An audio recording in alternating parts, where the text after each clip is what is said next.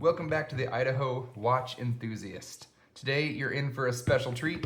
I am so pumped to show you a glimpse into one of the pieces that I've owned for the longest in my collection.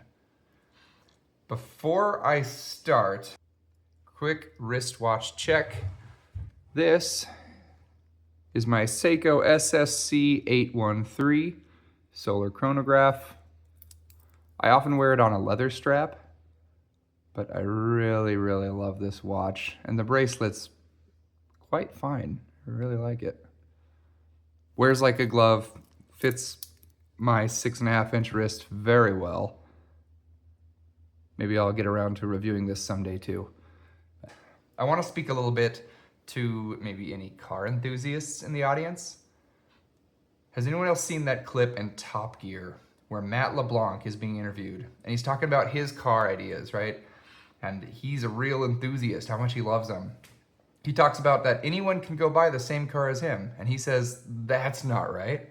I love cars. Mine should go a little faster.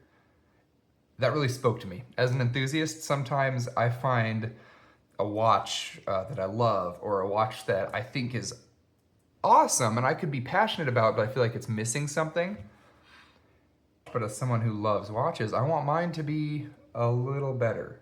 And I feel that urge to kind of upgrade them and make it my own and inject my own bit into that. So that being said, this is my Orient Mako 2. So here is my Mako 2. Now I've done some modifications to it, not the least of which is the sapphire crystal. So this is a single domed blue AR coated sapphire crystal upgrade. I worked with the hot horologist in Boise, so Benny, if you're watching this, well done, sir. You never do anything but the best work. He also gave it bigger gaskets, so there's a little bit of increased water resistance, and each gasket is coated in a special hydrophobic oil. So as he puts it in, it's kind of like I watched him do it. It's kind of like a lotion that he kind of puts each one on and then inserts it into the watch. Very cool. So this is my swimming watch. This is my paddleboarding watch. I absolutely love it.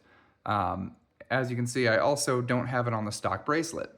So I'm wearing it on, this is a Barton. This is their premium silicone strap. It's got little keeper holders here that line up into this little hole at the back, and they keep it all secured when it's on your wrist. I find that this wears really nice and small when it's on my wrist because of the curvature to the strap and the curvature to the lugs. Absolutely love this watch. I've had it for going on 7 years now. It's running accurately. The lume is still pretty good. I do use the rotating bezel, so here's a glimpse at that.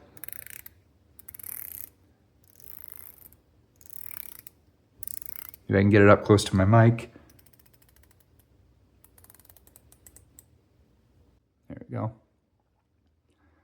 Absolutely an amazing watch. I did want something that's a little bit more unique than just another blue dive watch, and that's kind of why I went for this Pepsi bezel.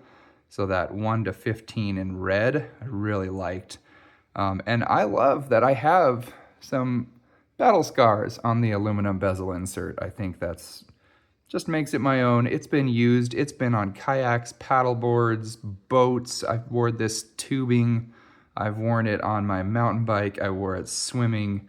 It's been knocked about, and it's just been amazing. Again, the crystal is now sapphire, so it doesn't scratch.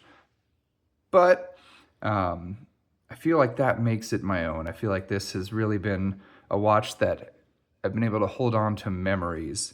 And I want to share one of those memories with you specifically while I put another strap on it, kind of do a little bit of a watch fashion show. There we go. I will say that as I got more into this hobby, it became pretty clear to me that the strap or bracelet that this comes on was an obvious shortcoming and a potential cost-cutting measure.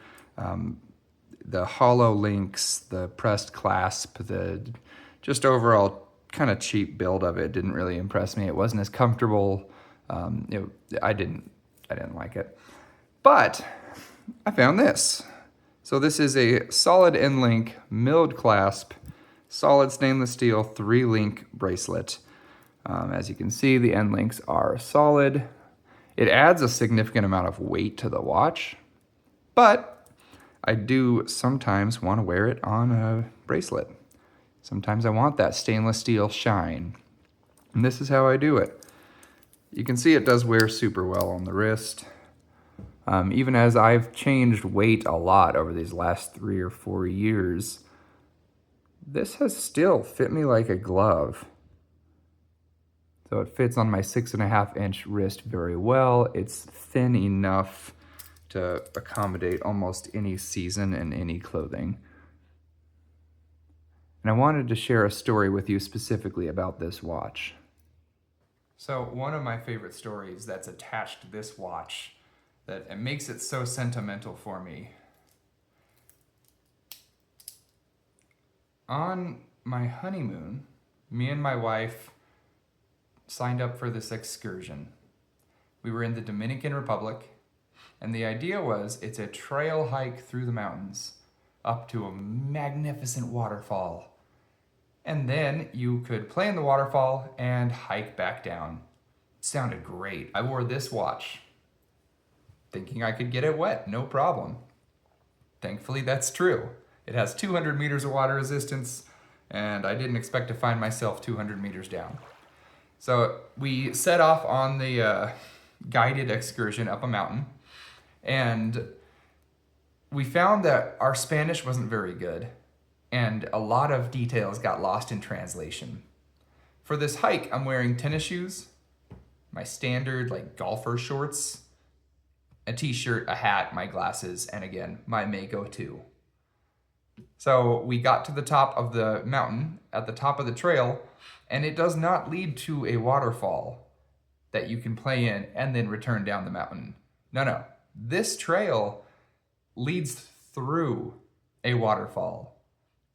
So to get down the mountain, you have to go through the waterfall and jump off into a pool.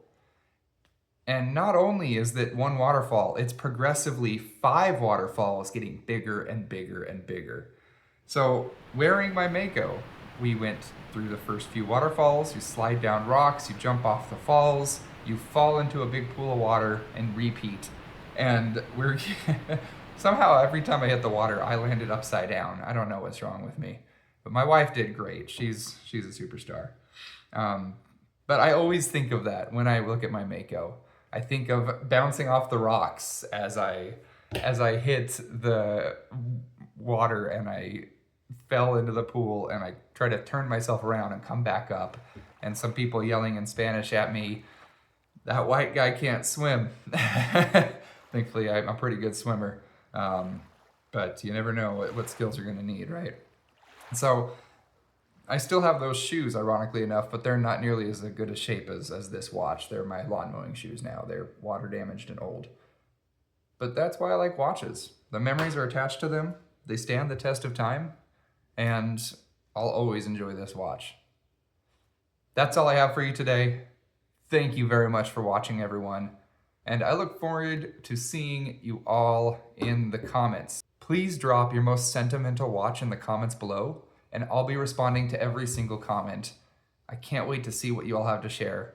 Thank you, and have a great day. This is your reminder to wear your watches.